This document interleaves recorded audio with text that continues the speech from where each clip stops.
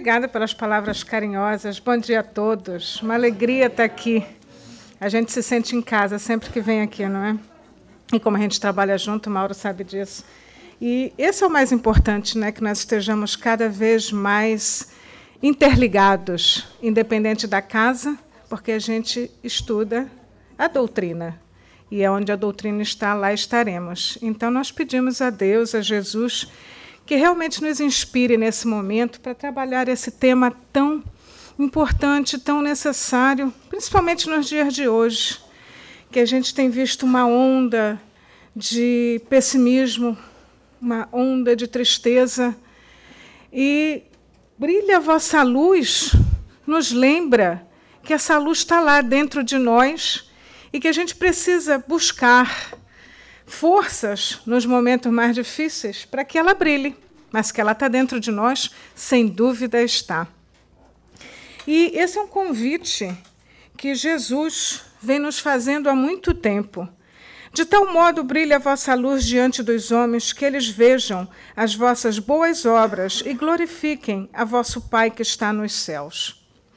E Jesus vem nos convidar para que a gente traga, né, que a gente desenvolva essa potencialidade ou as potencialidades que já existem dentro de nós, para que a gente possa realmente viver uma vida mais plena, uma vida mais feliz e tenhamos força para suplantar as dificuldades que são naturais no nosso momento, as dificuldades que são, às vezes, necessárias para o nosso grau de evolução, as dificuldades que são necessárias para que nós possamos descobrir dentro de nós a força para suplantá-las. Então, Jesus vem nos convidando há muito tempo. E, às vezes, por diversos motivos, nós vamos adiando essa busca, esse trabalho, para trazer para fora essa luz que está lá guardadinha dentro de nós. A cada dia é um convite para que nós possamos nos renovar, que nós possamos ampliar tudo aquilo que já existe dentro de nós e que precisa ser, vamos colocar assim, aflorado, não é? Todas essas coisas boas que já existem dentro de nós, que estão adormecidas muitas vezes por preguiça. Nós estávamos fazendo um estudo outro dia, nós estamos estudando os mensageiros no nosso centro, e nós estávamos falando, uma das causas, no capítulo que se citava, então, uma das causas que atrapalhavam, né, o médium a retornar à vida corpórea, a exercer aquilo que ele tinha trabalhado, e uma das causas era a preguiça. Aí nós ficamos assim, porque a preguiça, a gente tentou, né, definir a preguiça. Então, a preguiça é a preguiça, aquela coisa que nos atrapalha, nos impede de trabalhar. Pois é, a preguiça. Então, muitas vezes, nós paramos esse nosso processo de fazer brilhar a nossa luz, muitas vezes pelas distrações do mundo, pela preguiça, pelo cansaço e por todos os outros motivos que cada um sabe o que lhe atrapalha, o que lhe impede de exercer tudo aquilo que gostaria. Por isso que o trabalho começa, mais uma vez, pelo autoconhecimento. Mas a luz, a cada dia nós temos essa nova oportunidade. E essa luz nos traz o entusiasmo do dia a dia, nos traz a vontade de mudar, a vontade de crescer, a vontade de fazer. Seja um dia nublado, seja um dia ensolarado. Porque quando a gente fala nublado, por mais que o dia esteja nublado lá fora, a luz está dentro de nós. Quando a gente fala na escuridão, a gente está se referindo à ignorância, à dificuldade de entendimento, à dificuldade de ver os ensinamentos que estão à nossa disposição. Quando a gente fala em luz, a gente fala do descobrir, a gente fala da clareza de entendimento que a gente vai adquirindo a cada dia, com as experiências que a vida nos proporciona, a cada dia, com as lições que nós vamos aprendendo ao observar o que acontece em nossa volta.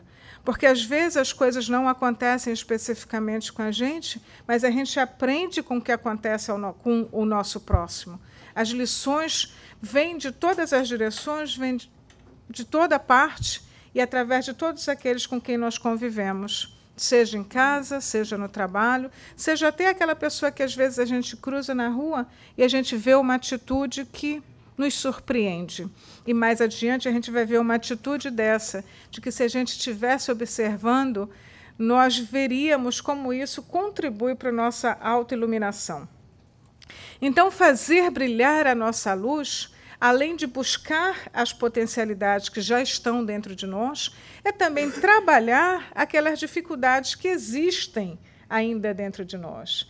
Então, é trabalhar nossas imperfeições, apagar esse lado que, às vezes, aparece tão forte em nós, através das nossas reações egoístas, através das nossas atitudes mais bruscas, que, na verdade, representam ainda aquela imperfeição que existe em nós, representam ainda aquela dificuldade que nós estamos aqui para vencer, porque perfeito nenhum de nós é. Então, a cada momento, nós temos, a cada situação na vida, inclusive, dependendo do que se apresenta, a gente tem essa oportunidade de trabalhar aquela imperfeição, seja a impaciência, a intolerância, a dificuldade de aceitar o outro como ele é, aquele nosso lado egoísta que ainda quer mais para nós, tem mais dificuldade de dividir. Então, brilhar a nossa luz é trabalhar isso também. É apagar isso que não está bom e fazer brilhar aquilo que existe de bom dentro de nós. Então, para que a gente consiga isso, é preciso que a gente realmente se dedique a nós mesmos, para poder observar o que precisa ser potencializado e o que precisa ser apagado. E nós trouxemos aqui uma palavra de Paulo que, quando nós chegarmos nesse momento, nós vamos ter certeza da nossa iluminação. Já não sou eu quem vivo, mas o Cristo que vive em mim. E isso nos leva a uma história que foi contada pelo irmão X, a psicografia de Chico Xavier. E a história se passa no ano 43 depois da Era de Cristo. E era uma manhã quente.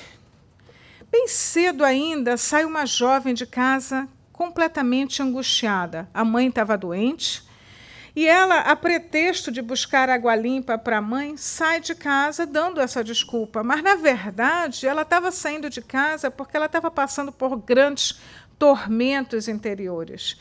E ela não queria estar em casa. Ela estava num momento assim de fugir, vamos dizer assim. E ela sai de casa bem cedo, dá essa desculpa para a mãe fica preocupada, mas ela sai a si mesma. E logo, logo ela atinge a estrada, e a estrada é linda, o dia está lindo, mas a angústia dela é tão grande que ela não percebe nada em volta. E ela continua caminhando, e o dia passa. Já está no final do dia, o sol já está se pondo, e ela lá perdida na estrada, com a mesma angústia, com a mesma dor, com o mesmo desespero. E, nesse momento, vem se aproximando um homem. Ela percebe um vulto caminhando em direção a ela. E ela se apavora, porque pode ser um assaltante, pode ser alguém ali para fazer uma maldade a ela. E ela fica com muito medo. E ela começa a chorar. E quanto mais ela chora, mais essa pessoa se apressa para chegar até ela. E o medo permanece. Mas aí o homem chega e diz a ela: não se preocupe, não tenha medo, eu estou aqui para ajudá-la. E ele diz que ele vem a caminho do trabalho do mestre. E aí ela pergunta: então és cristão? E ele diz sim. E aí ela se acalma e percebe que aquele homem, na verdade, está ali realmente para ajudá-la. E ela diz que ela está ali porque ela foi buscar água limpa para matar a sede da mãe que estava doente. E ele diz: não se preocupe, sua mãe já não tem sede. Vamos voltar para casa. Antes que o pior inimigo lhe atinja. E ela fica pensando no que poderia ser esse pior inimigo. E aceita seguir com ele de volta para casa. Quando ela chega em casa, para surpresa dela, a mãe dela está super bem. Limpou a casa, cozinhou. Imagina, já era de noite, estava todo mundo com fome. A mãe tinha feito uma comida fresquinha. E ela ficou, nossa, como é que ela pode estar tão bem assim? Se eu sair de manhã, ela estava doente, acamada, e agora ela está aqui com tudo pronto, tudo limpo. E a comida tão cheirosa. E aí ela fica feliz de ver a mãe assim. E ela vai apresentar esse homem para a mãe. E a mãe disse, seja bem-vindo de volta. Ela disse, como? Você já conhece esse senhor? E a mãe disse, sim, ele esteve aqui antes. E ele me tratou com a imposição de mãos e eu fiquei bem. E ele me disse que sairia para trazer você com segurança. E a moça fica assim, como que isso aconteceu? Porque o tempo entre a casa e a estrada, a direção com que ele vinha, nada batia, nada fazia sentido. Como é que ele tinha conseguido fazer tantas coisas ao mesmo tempo? E vindo de uma direção diferente, e ela questiona a ele como é que ele conseguiu fazer isso. E aí ele diz que há muito tempo ele vem caminhando, seguindo a mesma direção que Jesus seguia e tentando refazer os passos de Jesus.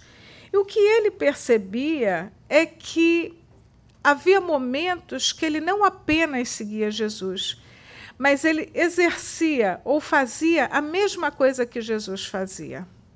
E isso lhe deixa muito comovido quando ele explica a elas, a mãe e a filha, como é que ele se sentia, como é que, de repente, ele estava fazendo a mesma coisa que Jesus tinha feito. E, nesse momento, uma luz aparece na casa. E os três se ajoelham e, emocionados, percebem ali na frente deles a presença de Jesus. Assim como Jesus materializou-se depois do terceiro dia, ele se materializava naquele momento diante dos três. E eu vou ler para vocês o que Jesus falou para eu não cometer o risco, para eu não correr o risco de errar. Então Jesus fala para eles: Lucas, meu filho, por que choras? Já não vos havia dito que toda vez que curardes a um destes pequeninos, será a mim o que fareis? Onde estivessem 2 ou mais pessoas reunidas em meu nome, ali estaria eu? Vai, meu filho, e continua com tuas anotações. Espalha as boas aventuranças em todos os corações que estiverem maduros para recebê-los. E ante a presença daqueles outros ainda embrutecidos, não te atormentes. E, voltando para a jovem, endereçou-lhe sereno sorriso, ajuntando: nunca é tarde para o início do cultivo das responsabilidades que a existência pede para cada criatura. E, assim falando, ele desaparece. E os três ficam extremamente comovidos e agradecidos por aquela oportunidade de um contato direto com Jesus, da lição recebida naquele momento. E Lucas, já se preparando para sair e seguindo o seu caminho, entende exatamente o que Paulo havia dito. Já não sou eu quem vivo, mas o Cristo quem vive em mim. Então, Lucas já estava vivenciando isso. Ao seguir os passos de Jesus e exemplificar o que Jesus havia feito, em muitos momentos ele realmente executava aquilo que Jesus faria se ali estivesse. Então, ele já está indo embora e a moça se lembra de perguntar para ele qual era o pior inimigo. Lembram que quando ele a encontra na estrada, ele diz para ela, quando ela volta para casa, ele diz: vamos, antes que você encontre o pior inimigo? E ela pergunta: e qual é o pior inimigo? Aí ele diz: o remorso. O remorso de não ter agido no momento apropriado, de não ter feito algo quando teve a oportunidade. E aí isso vem direto com o nosso tópico do dia. Fazei brilhar a nossa luz. Então, que nós possamos realmente agir em nosso favor, em favor do nosso próximo, para esse brilho, para que, ao desencarnarmos, não termos a descoberta de ver que podíamos ter feito muito mais e não fizemos. E aí o remorso vai nos corroer profundamente. Não precisamos passar por isso, não. Podemos escapar desse inimigo terrível agindo já, sem sombra de dúvida. E tem um livro que eu gosto muito, é um livro simples que a gente sempre sugere, que é Estudando o Evangelho, de Martins Peralva. É um livro antigo, um livro simples. E Martins Peralva tem uma coisa ótima, tem um outro livro dele também, que é Estudando a Mediunidade, e ele põe gravuras, ele põe esquemas, ele põe gráficos para facilitar o nosso entendimento e a gente colocar em ação aquilo que a gente quer fazer. E aí ele nos traz essa divisão de trabalho. Olha só que interessante. Esses são os instrumentos para que nós possamos trabalhar a nossa iluminação interior. Então, ele divide em 3 etapas, que a gente vai ver que é super simples de fazer. Cada um sabe até onde pode ir, como pode ir, cada um vai usar o seu tempo apropriado, mas é um esquema fácil de trabalho. Vamos começar pelo estudo. O estudo nos traz a renovação da mente, nos traz o aprofundamento da teoria. Aqui, a gente precisa entender o que nós queremos ser, o que nós queremos fazer racionalmente. Nós precisamos de conteúdo para isso. E é isso que o estudo nos traz. Quando a Casa Espírita oferece vários estudos, ela está nos dando portas para que a gente entre num campo, para que a gente se descubra. Quando a gente pega um livro e lê em casa sozinho, a gente lê. Quando a gente se reúne em grupo, a gente estuda com profundidade, porque, além de nós lermos o tópico, nós vamos juntando isso à experiência pessoal de cada um, os exemplos, as situações que acontecem na vida, e o estudo se enriquece. E aí nós temos conteúdo para trabalhar dentro de nós coisas que nós precisamos trabalhar. Quantos exemplos nós vemos na literatura espírita, nos livros de André Luiz, sobre o resultado do egoísmo? Quais as consequências de determinadas atitudes? Isso faz com que a gente traga para a nossa realidade coisas que a gente, às vezes, faz e que a gente já poderia deixar de fazer e que nos ajudaria muito na nossa autoiluminação. Então, é esse o tipo de resultado que a gente vai adquirindo nos nossos estudos. E, com certeza, vão cair em nossas mãos os livros que a gente precisa. As coisas não acontecem por acaso. Às vezes, a gente pega um livro, o livro não deslancha, não é? E a gente pega um segundo e vai assim rapidamente. Aquele era o livro que a gente precisava ler naquele momento. Aquele era o estudo. Sei porque eu já cheguei no estudo na hora certa e era exatamente o que eu precisava ouvir. Quantas vezes a espiritualidade nos indica, nos conduz, e a gente chega onde a gente precisava estar para ouvir a lição que a gente precisava receber. Então, a gente vai ficando alerta para isso. A nossa mente se abre para isso, e a gente vai absorvendo tudo aquilo que pode contribuir para o nosso progresso.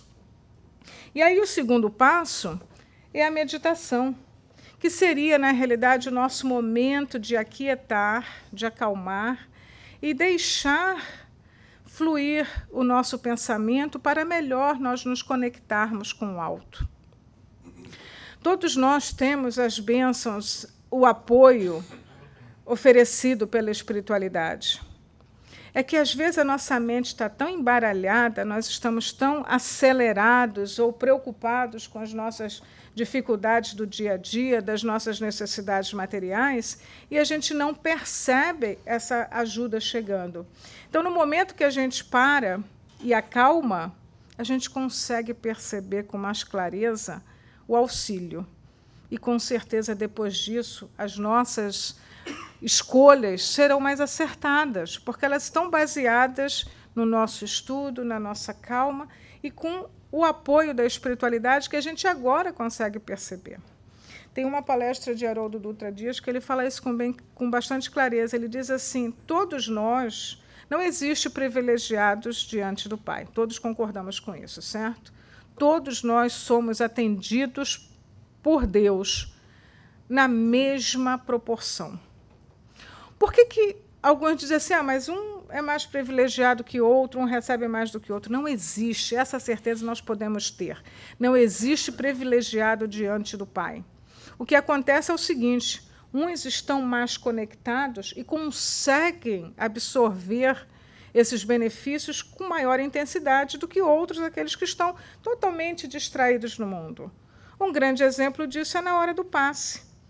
Na hora do passe, todos estão ali, está sendo oferecido a todos o mesmo auxílio. Mas é claro que aquele que está distraído, pensando no trabalho, pensando na novela, pensando no que vai fazer quando sair do centro, ele como que o auxílio vem e ele se reflete. No livro Estudando a Mediunidade, de Martins Peralva, tem um desenho que é perfeito. As energias chegam e são repelidas, porque não existe um canal para que essas energias possam entrar. Enquanto aquele que está concentrado, orando, em conexão com o alto, esse benefício entra completamente. Então, a gente consegue ver de maneira mais concreta como é que isso funciona. E aí a gente consegue perceber com clareza como é que a meditação pode nos ajudar. Então, esse seria uma outra etapa. E as coisas acontecem simultaneamente. A gente não estuda, medita e depois trabalha. As coisas podem acontecer simultaneamente. E no trabalho é quando a gente tem a oportunidade de colocar em ação tudo isso que nós aprendemos. No trabalho nós temos a oportunidade de exercer a tolerância, a paciência, a compreensão com o outro, a aceitação do outro, da mesma forma que nós queremos ser aceitos. Né? Porque quando às vezes a gente fala assim, não, no trabalho a gente tem a oportunidade de aceitar o colega chato, aí a gente esquece que o colega também pode estar falando a mesma coisa da gente. Não é? Então, essa compreensão nós precisamos ter, que se nós estamos juntos, nós estamos tendo a oportunidade de aprender um com o outro. Mesmo que o outro tenha dificuldade com o outro, eu tenho que lembrar também o outro pode ter dificuldade comigo, então eu preciso ter mais tolerância. Então, o trabalho, a descrição que ele dá, eu acho linda. A ação no sentido de modelarmos o nosso santuário interior na sagrada iluminação da vida. Então, é uma oportunidade maravilhosa. E esse trabalho, a gente não está falando exclusivamente do trabalho, nosso trabalho material, aquele que nos dá o nosso ganha-pão. Estamos falando de qualquer trabalho útil. Qualquer oportunidade de servir ao próximo, qualquer oportunidade que nós temos de exercer o auxílio a alguém. E aí nós continuamos no livro O Consolador, que foi um livro que nós utilizamos bastante para esse estudo. E fica aqui a sugestão de leitura. É um livro de perguntas e respostas e que Emmanuel nos esclarece muito daquelas, sabe aquelas nossas dúvidas que a gente sempre, aquelas dúvidas básicas, Emmanuel está aí nos respondendo. Então, fica aqui a sugestão de leitura para o fim de semana. Ainda dá tempo. Quando a gente sair daqui, a gente pode sentar e ficar lendo o livro inteirinho. A razão humana ainda é muito frágil e não poderá dispensar a cooperação da fé que a ilumina para a solução dos grandes e sagrados problemas da vida. Em virtude da separação de ambas nas estradas da vida, é que observamos o homem terrestre no desfiladeiro terrível da miséria e da destruição. A gente fala sempre que nós precisamos estudar, meditar e trabalhar, mas isso tudo tem que ser alimentado pela fé. Porque é a fé que vai nos dar força no momento em que nós estivermos exercendo isso tudo e, de repente, a gente diz, mas não aconteceu da maneira que eu imaginava. Não aconteceu o que eu tinha pedido. Eu pedi a Deus, mas Ele não me respondeu. Com a fé, nós entendemos que eu pedi a Deus e Ele me respondeu da maneira que eu precisava, não da maneira que eu queria. Ele me respondeu com aquilo que vai realmente me ajudar na minha iluminação interior, não aquilo que eu imaginava que seria o melhor para mim. Então, a fé é o elemento fundamental para que a gente consiga trabalhar isso tudo e exercer, né, colocar em prática aquele nosso plano de ação para a nossa autoiluminação. Nós precisamos, quando a gente, eu não comentei isso no início, quando a gente fala em estudo, é ter sempre em mente, ou ter sempre à nossa disposição, leituras que realmente nos edifiquem, leituras que nos iluminem, leituras que acalmem o nosso coração e esclareçam a nossa mente, porque tem muita coisa por aí que, na verdade, só confunde. Então, nós vamos ficar atormentados e angustiados com uma história como a moça do encontro com Lucas. A leitura que nós buscamos é aquela que nos acalma o coração, que nos ilumina a mente. E aí juntamos com a fé e conseguimos superar muitas das nossas dificuldades. E assim, pouco a pouco, a luz se faz presente. A autoiluminação pode ser conseguida apenas com a tarefa de uma existência na Terra. Uma encarnação é como um dia de trabalho. No complexo das vidas diversas, o estudo, preparação, todavia, somente a aplicação sincera dos ensinamentos do Cristo pode proporcionar a paz, a sabedoria inerente ao estado de plena iluminação dos redimidos. A gente entende que não daria para fazer tudo numa encarnação só. Graças a Deus, nós temos o número de encarnações que forem necessárias para a gente completar esse processo e realmente sairmos iluminados quando saiu Lucas ao se distanciar da casa daquelas duas senhoras. Então, é preciso tempo, sim, porque nós temos muita coisa para trabalhar.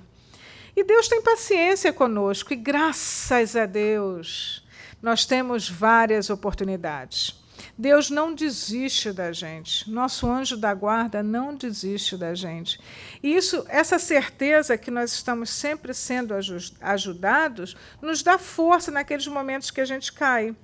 Porque a gente está com o melhor das intenções, a gente quer fazer tudo certinho, aí, no momento, a gente, como se diz, chuta o pau da barraca e coloca a perder, às vezes, um dia. Depois de tanto trabalho, né, a gente conseguiu se controlar, não respondeu de maneira indevida. Aí chega no final do dia, quando a gente estava minutos antes de ir para a cama e dormir, evitar de falar qualquer bobagem, a gente fala. Mas a gente não pode perder o ânimo por causa disso. Tem sempre um novo momento, uma nova oportunidade. E se Deus não desiste de nós, nós não podemos desistir de nós mesmos.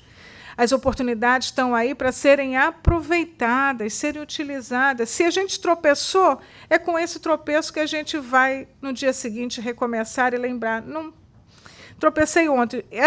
Esse erro eu já não vou cometer. Eu posso até cometer erros novos, mas esse eu já não cometo. Esse eu já sei qual é o resultado. E é muito bom. Isso nos dá força, nos dá entusiasmo. Porque brilhar a nossa luz é viver com entusiasmo. Sem ser aquela coisa morna, sabe? Eu faço porque tem que fazer, eu vou porque tem que ir, eu como porque tem que comer. Não. Eu saboreio a comida que me é oferecida, eu venho para o centro com entusiasmo, porque eu vou encontrar pessoas amigas, eu vou escutar lições de Jesus, eu vou para o meu trabalho com entusiasmo, porque ali, além de me dar o ganha-pão, me dá a oportunidade de aprender muita coisa. Então, é esse entusiasmo que nós precisamos buscar na vida. E muitas vezes tem faltado, e é por isso que a gente vê tantas situações tristes acontecendo. Mas nós podemos ser o instrumento de ajuda àquele que ainda não encontrou essa luz, ainda não encontrou essa força de viver. E nós encontramos isso em Irmã Dulce. Não se vai acabar com a pobreza. Deus institui pobres e ricos. Porém, a gente pode empregar todos os esforços possíveis para melhorar a situação. E a gente pode substituir a pobreza aqui, a palavra pobreza, com qualquer outra situação de dificuldade que a gente encontra no nosso dia a dia, e a gente pode ser um instrumento de Deus para ajuda, para melhorar a situação dessa pessoa com quem a gente tem o convívio ou que a gente tem o conhecimento de que precisa de alguma ajuda. Essa é a nossa parte ativa no trabalho de Deus. Essa é a nossa oportunidade de colocar em ação tudo aquilo que nós aprendemos, tudo aquilo que nós estudamos no Evangelho. É a nossa oportunidade de exercitar, de praticar. E quando a gente faz isso, mais força a gente ganha para fazer de novo, fazer mais e mais e mais. Porque o bem-estar é tão grande, a sensação que a gente tem de autoestima, de auto-amor, é tão grande que a gente quer fazer mais. E é por isso que pessoas como Irmã Dulce, Irmã Madre Teresa de Calcutá, Chico Xavier, tinham tantos exemplos parecidos com esse. Estavam sempre prontos a ajudar e a servir. E tem muitas histórias dos três que, do tipo, eles sabiam que tinham uma necessidade grande, tinham que abrir uma nova frente de trabalho, não tinham recursos nenhum, e eles abriam ainda assim. E os recursos vinham. É comum, tem histórias de Chico Xavier que ele precisava ajudar, não tinha como, não tinha nada para oferecer àquelas pessoas, e, de repente, o recurso chegava. Tem a história da irmã Dulce, que ela durante quase 30 anos, dormia numa cadeira. E todos que chegavam ali ficavam meio impressionados com a situação dela e ofereciam para ela uma cama. E tem até uma história que foi até Haroldo Dutra que conta que isso teria acontecido com o Divaldo, que ele chegou lá, encontrou a irmã Dulce na cadeira e disse para ela: mas, irmã, você precisa de uma cama decente para dormir, para descansar. E ele oferece para ela essa cama. Aí, quando a cama chega, tudo, ele sabe que a cama foi entregue, passa um tempo, ele vai lá, ele encontra de novo a irmã. Na cadeira, sabe que a irmã está dormindo na cadeira de novo. Mas, irmã, o que aconteceu? A cama não chegou? Ela disse: chegou, mas eu tive que colocar na enfermaria. Olha, por causa dessa cadeira, eu já montei umas 3 enfermarias. Então, as pessoas ficavam compadecidas, doavam a cama, ela passava a cama para a enfermaria, assim ela ia montando as enfermarias. Essas pessoas, elas não pensam como os recursos vão chegar. Elas começam a ajudar. E, quando a gente tem essa intenção, os recursos vêm naturalmente. Porque, de alguma maneira, as pessoas tomam conhecimento e vêm ajudar. Quem é trabalhador da casa espírita vivencia isso, não é? Quantas vezes nós estamos passando a maior dificuldade? Eu me lembro, na nossa casa, anos atrás, no final do mês, era todo mundo em volta da secretária para saber se nós tínhamos dinheiro suficiente para pagar o aluguel. E, naquele dia, que ia faltar pelo menos uns $500 para completar o aluguel, passava uma criatura caridosa e colocava na caixinha da doação os $500 que estavam faltando. Então, quando a gente tem certeza do trabalho no bem, não há que temer. É enfrentar e ir trabalhar, que os recursos virão naturalmente. Espiritualidade induz aqueles que podem nos ajudar, encaminha os recursos até aqueles que vão precisar. Então, esses exemplos nos encorajam na vida, nos dão ânimo para continuar o nosso trabalho. Às vezes, o nosso trabalho não é montar um orfanato, montar um asilo, mas, às vezes, é contribuir com aquele que está lá do nosso lado, que a gente sabe que está passando por uma situação difícil e essa pessoa está precisando de uma força. Mas, quando a nossa mente está conectada com o alto, a gente serve de instrumento. Ainda ontem não, na sexta-feira, nos contaram uma história no centro que nós estávamos falando sobre o poder da prece, e nos foi contada a história de uma senhora que foi utilizada como instrumento de ajuda para um rapaz que estava tendo pensamentos suicidas. Então, ele estava no ônibus, a intenção, quando ele pegou esse ônibus, era descer num determinado ponto e ali se jogar de uma ponte, cometer o suicídio. Nesse ônibus tinha uma senhora que estava orando, estava agradecendo pelo dia, estava agradecendo pela vida. Ela estava num estado bem, estava conectada com o alto, em permanente oração. E a espiritualidade, percebendo as intenções do rapaz, procura naquele ambiente alguém que pudesse ajudá-lo. E encontram essa senhora e a induzem a que ela sente ao lado do rapaz e começa a conversar com ele. E o rapaz pensa com ele, né? Ônibus vazio, o que essa senhora tem que sentar do meu lado com tanto lugar? Mas ele deixa, ele vai fazer o quê, né? Ela já está sentada mesmo.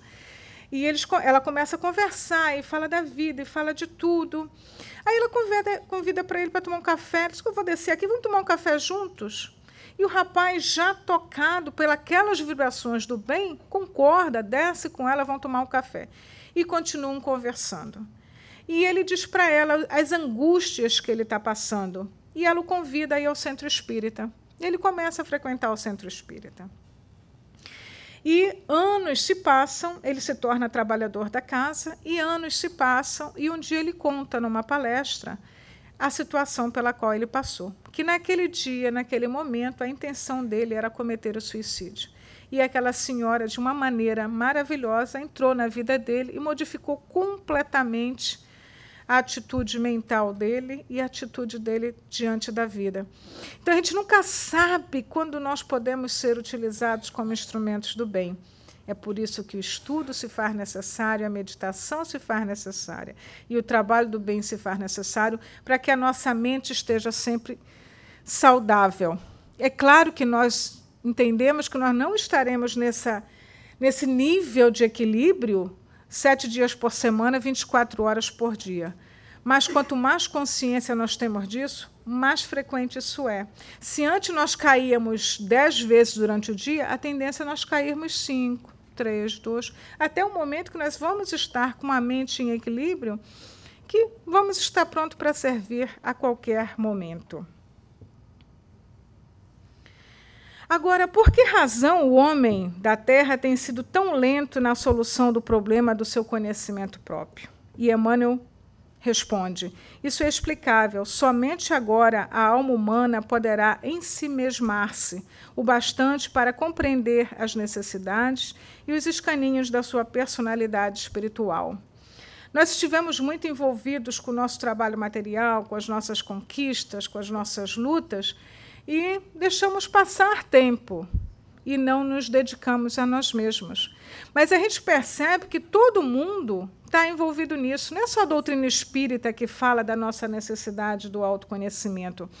Em qualquer religião, em qualquer filosofia, nós vamos encontrar a mesma mensagem. Se a gente presta atenção, todos estão falando a mesma linguagem. É momento de nós nos buscarmos, de nós nos encontrarmos, de nós dedicarmos tempo a nós mesmos. Então, é por essa nossa demora, mas agora a gente já sabe, a gente pode acelerar o passo, não é verdade? Então, como é que nós vamos colocar em ação esse programa? Nós vamos utilizar a nossa vontade e a nossa disciplina. A vontade é a base para tudo. Não importa que nós tenhamos os melhores instrumentos de trabalho em nossa volta. Se nós não tivermos vontade de colocar em prática, nada acontece. Nada acontece em nossa vida se nós não tivermos vontade para exercer. E Leon Denis, no livro O Problema do Ser, do Destino e da Dor, nos diz: sabei que todo homem pode ser bom e feliz. Para vir a sê-lo, basta que o queira, com energia e constância. A concepção mental do ser, elaborada na obscuridade das existências dolorosas, preparada pela vagarosa evolução das idades, expandir-se-á à luz das vidas superiores e todos conquistarão a magnífica individualidade que lhes está reservada. Que maravilha! Isso é a certeza, nós vamos chegar lá. Em algum momento chegaremos lá, um mais cedo, outro mais tarde, mas todos atingiremos essa felicidade. E, mais uma vez, para exemplificar que todos estamos falando a mesma mensagem, nós estivemos estudando também na sexta-feira, era uma lista de 7 estratégias para sermos felizes, dada por uma equipe de psicólogos. E a primeira estratégia é essa: nós somos felizes quando decidirmos a ser felizes. E olha o que diz aqui Leon Denis: todo homem pode ser bom e feliz, para vir a sê-lo, basta que o queira. É a mesma mensagem. Então, isso nos fortalece no caminho. É esse o caminho, não há dúvida. Cabe a nós decidir. Então, com a vontade, nós aplicamos a disciplina. Esse esforço individual deve começar com o autodomínio, com a disciplina dos sentimentos egoísticos e inferiores, com o trabalho silencioso da criatura por exterminar as próprias paixões. Então, nós já temos vontade, mas não basta ter vontade, é preciso ter disciplina. É igual quando a gente quer parar de comer. Eu sempre falo do chocolate aqui, né? Vocês já sabem, porque esta é a minha grande fraqueza. Então, não basta eu ter vontade de diminuir a quantidade de chocolate que eu consumo. É preciso que eu tenha disciplina. Então, por exemplo, eu vou sair, se tiver um bolo de chocolate lá fora, eu tenho que ter a disciplina de comer só um pedacinho. Aí eu saio correndo, antes que caia na tentação de comer mais um pedaço. Então, isso vale para todas as nossas imperfeições. A gente decide o que a gente quer trabalhar, a gente coloca vontade de transformar aquilo. Mas aí é preciso ter disciplina, porque vão correr tentações, nós vamos recair no erro várias vezes, então nós temos que ter vontade de levantar novamente, disciplina para trabalhar aquilo com assiduidade. Então, são só 2 coisinhas, viram? Ó, vontade e disciplina. Fácil, fácil. Né? Então, a gente já pode começar agora. Depois eu digo para vocês quantas barras de chocolate eu comi. O mundo está repleto de elementos educativos, mormente no referente às teorias nobilitantes da vida e do homem. Pelo trabalho e pela edificação das faculdades e do caráter, mas em se tratando de iluminação espiritual, já não existe fonte alguma além da exemplificação de Jesus no seu Evangelho, verdade e vida. Na dúvida, consultemos o Evangelho. As nossas respostas estão lá. Esse exemplo que eu dei dos psicólogos que deram as 7 estratégias de sermos felizes, nós fizemos um exercício na sexta-feira que era, nós comparávamos as estratégias dos psicólogos e buscávamos essa estratégia no Evangelho. E nós encontramos todas no Evangelho. Alguma diferença na linguagem, mas, basicamente, todas as respostas estavam ali. Então, quando a vontade se enfraquecer e a disciplina fraquejar, busquemos o Evangelho. E ele fala aqui da iluminação, a exemplificação de Jesus. Então, eu trouxe uma historinha de Chico Xavier, porque Chico é sempre o nosso exemplo da prática do Evangelho. Ele sempre tem uma história em que ele põe de maneira clara como é exercer aquilo que a gente aprende. E ele tinha um hotel no caminho para onde ele ia para o trabalho. E na frente desse hotel sempre ficava um rapaz que ficava embriagado ali. E esse era o caminho que Chico fazia para ir para o trabalho. E, nessa manhã, o rapaz estava a toda. Então, já tinha bebido todas, estava falando todos os impropérios e xingando todo mundo, e apelidando todo mundo, e fazendo piada com todo mundo. Então, o Chico viu de longe e resolveu desviar o caminho. Né? Disfarçadamente, ele mudou o caminho para não passar na frente do rapaz. Quando ele já tinha caminhado bastante, Emmanuel disse para ele, olha, volta, porque ele viu que você desviou dele e ele está falando horrores de você. Aí, Chico, puxa vida, vou voltar, né? Ele voltou. Aí ele voltou lá e o rapaz disse para ele, você já estava aqui falando, você está ficando muito orgulhoso, porque já passou por aqui e não quis nem falar comigo. Não, Chico, não, meu irmão, foi distração. Acho bom mesmo, porque, olha, eu ia dizer para todo mundo, porque se todo mundo me evitar, tudo bem, mas você me evitar, não, isso eu não aceito. E a Chico, meu irmão, me desculpe, foi pura distração, eu garanto para você, não era a minha intenção. Aí ele diz, Chico, eu sei que você jamais faria isso comigo. Então, tá bem, vá com Deus, que Deus te proteja e que todos vejam o abraço de amor que você me deu nesse momento. Então, às vezes, a gente não sabe o quanto bem a gente pode fazer com uma simples paradinha, com um simples olhar. Isso é brilhar a nossa luz. Então, que essa mensagem de Jesus fique conosco, que esses exemplos, às vezes até engraçados, como esse de Chico, fiquem na nossa mente, para num momento que a gente menos espera, a gente possa ser o bom instrumento do trabalho de Jesus. Que Deus esteja conosco, hoje e sempre.